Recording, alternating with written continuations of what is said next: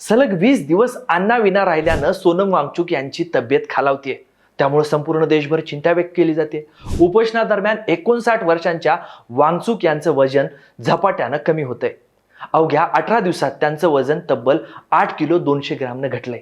सत्ताधारी एनडीए आणि भाजपची नेते मंडळी वगळली तर सर्वपक्षीय नेते मंडळींनी वांगचुक यांना उपोषण मागे घेण्याचं आवाहन केलंय। पण वांगचुक हे मात्र शिक्षण मंत्री धर्मेंद्र प्रधान यांच्या राजीनाम्याच्या मागणीवर ठाम आहेत। त्याचवेळी 21व्या दिवशी भल्या पहाटेच दिल्ली पोलिसांनी वांगचुक यांना जंतर मंतर मैदानावरून उचलून जबरदस्तीने रुग्णालयात नेलं।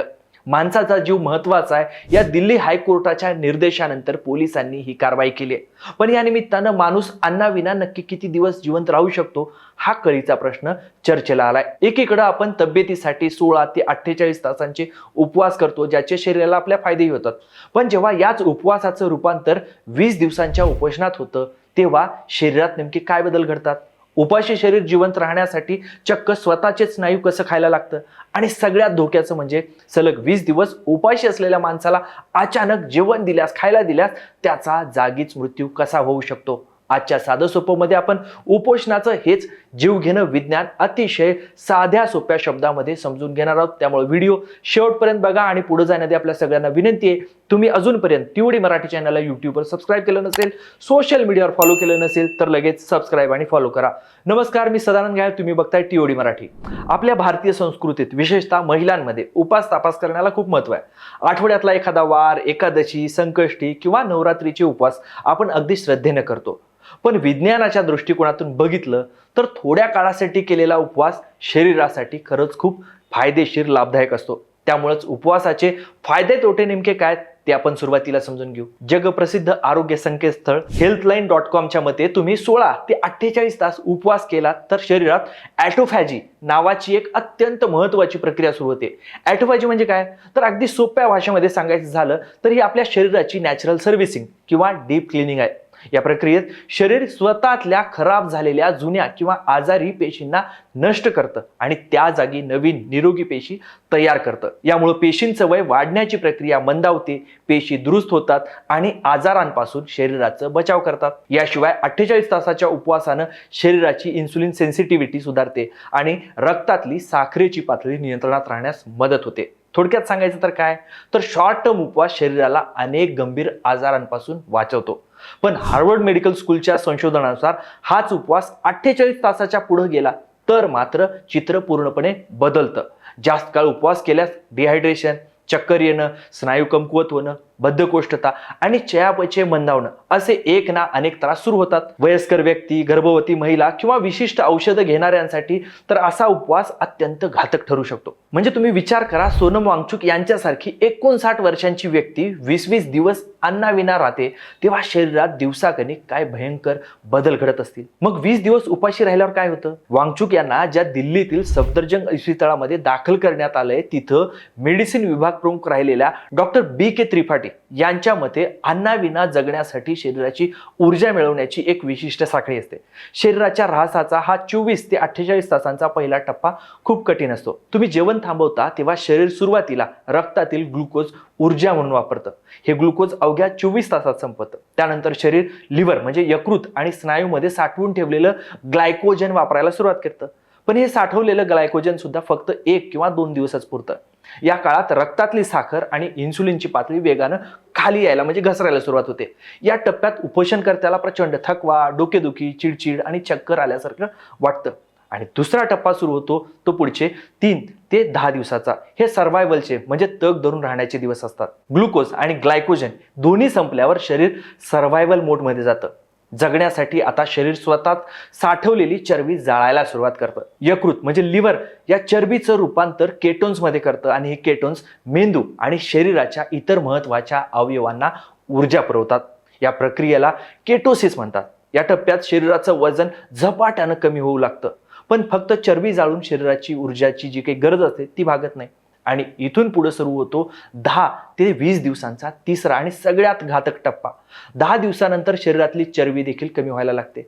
मग शरीर जिवंत राहण्यासाठी चक्क स्वतःचे स्नायू खायला लागतं। प्रथिनांचे अमिनो ॲसिड्समध्ये रूपांतर करून त्यातून ग्लुकोज बनवतं। या टप्प्यात शरीराची झीज अत्यंत वेगानं होते। स्नायू कमकुवत झाल्यामुळं हालचाल करणं देखील कठीण होतं. वांगचुक यांच्या बाबतीत देखील नेमकं हेच घडतंय. त्यांच्या शरीरानं स्वतःच स्नायू जाळायला सुरुवात केल्यामुळं अवघ्या 18 दिवसात त्यांचं वजन 8 किलो 200 ग्रामनं घटलंय. स्नायूंच्या या ऱ्हासामुळं रोगप्रतिकार शक्ती कमी होते आणि हृदयासारख्या महत्त्वाच्या स्नायूवर देखील गंभीर परिणाम व्हायला सुरुवात होते. 20 दिवसांच्या उपोषणानंतर शरीरात 2 गंभीर आणि जीवघेणे धोके निर्माण होतात. पहिला धोका आहे तो म्हणजे स्टार्वेशन केटोॲसिडोसिस. डॉक्टर त्रिपाठी यांच्या माहितीनुसार जेव्हा शरीर ऊर्जेसाठी प्रथिनांची तोडफोड करतं तेव्हा त्या प्रक्रियेमध्ये बाय प्रॉडक्ट म्हणून मोठ्या प्रमाणावर केटॉन्स तयार होतात. हे केटॉन्स शरीरात इतके साचतात की रक्ताचा पीएच बॅलन्स पूर्णपणे बिघडतो आणि रक्त आम्लधर्मी बनतं आणि यातून मूत्रपिंड म्हणजे किडनी, हृदय, यकृत यासारखे महत्त्वाचे अवयव काम करणं बंद करतात, म्हणजे निकामी व्हायला लागतात. परिस्थिती वेळीच न सावरल्यास रुग्णाचा मृत्यू देखील ओढावू शकतो. अशा वेळी रुग्णाला तातडीनं रुग्णालयात दाखल करून नाकातील नळीद्वारे पोषण आणि सलाईनद्वारे हायड्रेशन देणं गरजेचं असतं, म्हणजे अन्न पाणी सुरू करावं लागतं. आणि दुसरा धोका आहे तो म्हणजे रिफिडिंग सिंड्रोम. तुम्हाला वाटत असेल की 20 दिवस उपाशी असलेल्या माणसाला लगेच भरपूर जेवायला खायला प्यायला दिलं तर लगेच बरा होईल तो, पण मेडिकल सायन्स तसं सांगत नाही. मेडिकल सायन्सनुसार इथंच सगळ्यात मोठा धोका आहे. प्रदीर्घ मोठ्या उपोषणानंतर अचानक वरण भात, पोळी किंवा कार्बोहायड्रेट्सयुक्त अन्न रुग्णाला दिलं तर रिफिडिंग सिंड्रोम होतो.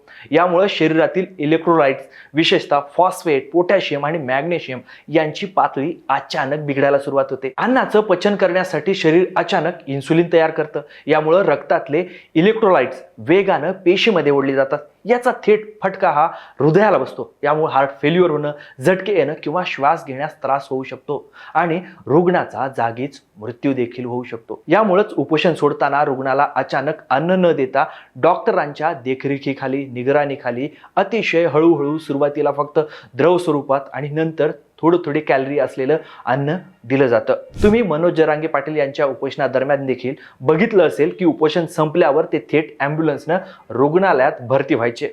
मग माणूस अन्न पाण्याविना जास्तीत जास्त किती काळ जगू शकतो याची विज्ञानात कोणतीही एक निश्चित मर्यादा नाही. कारण हे प्रत्येक व्यक्तीच्या शरीरातील चरबीचं प्रमाण आणि तो दररोज इलेक्ट्रोलाइट्स युक्त पाणी किती पितो यावर अवलंबून असतं. पण जर आपण थोडं इतिहासात गेलं तर आपल्याला मानवी शरीराच्या अफाट सहनशीलतेची आणि मर्यादेची देखील जाणीव होते. तुम्हाला 2018 सालची घटना आठवत असेल.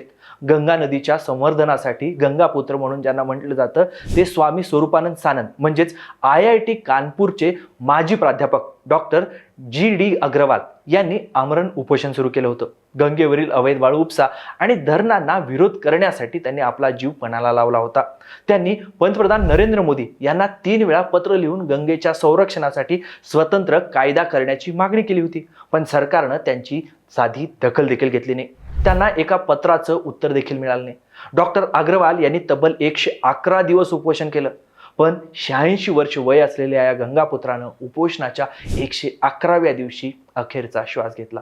यावरूनच हे स्पष्ट होतं की मानवी शरीर अनेक आठवडे किंवा महिने अन्नाविना तग धरू शकतं, पण एका ठराविक मर्यादेनंतर शरीराचे अवयव कायमचे निकामी होतात आणि मृत्यू अटळ असतो. थोडक्यात काय तर लोकशाहीत आपल्या मागण्या मान्य करून घेण्यासाठी उपोषण हे एक अत्यंत प्रभावी हत्यार आहे. सोनम वांगचुक असोत किंवा डॉक्टर GD अग्रवाल यांच्यासारख्या कार्यकर्त्यांचा त्यांच्या ध्येयाप्रती असलेला त्याग नक्कीच असामान्य.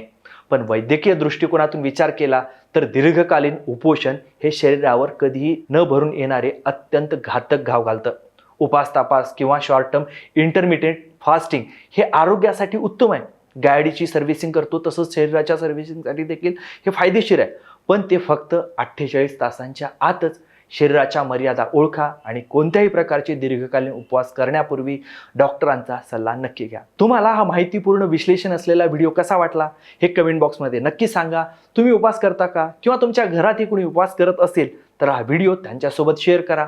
हे माहितीपूर्ण विश्लेषण तुम्हाला आवडलं असेल तर व्हिडिओला लाईक करा, व्हिडिओ मित्रमंडळींना तुमच्या फॅमिली ग्रुपवर शेअर करा आणि अशाच विश्लेषणासाठी आपल्या TOD मराठी चॅनलला यूट्यूबवर सबस्क्राईब करायला विसरू नका. सोशल मीडियावर फॉलो करा. हा व्हिडिओ शेवटपर्यंत बघितल्याबद्दल आपल्या सगळ्यांचे खूप खूप धन्यवाद.